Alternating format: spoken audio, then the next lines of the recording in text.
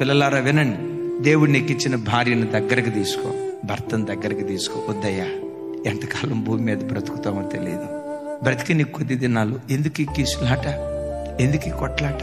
ఏ రోజు ఎప్పుడు ఎలా ఈ లోకాన్ని విడిచిపెట్టి వెళ్ళిపోతామో తెలియదు. బ్రతికిన కొద్ది దినాలు అయ్యా నా యజమానుడా, ప్రేమగా బ్రతుకుదాం. పిల్లలను దగ్గరికి తీసుకోండి. పిల్లలను కొట్టారా, తిట్టారా, తండ్రిగా రైట్ రాయలుగా నీకున్న అధికారం నేను ఎందుకు కొడతారా? నాకంటూ ఈ భూమి మీద ఏదైనా ఆశ ఉందంటే అది నువ్వేరా.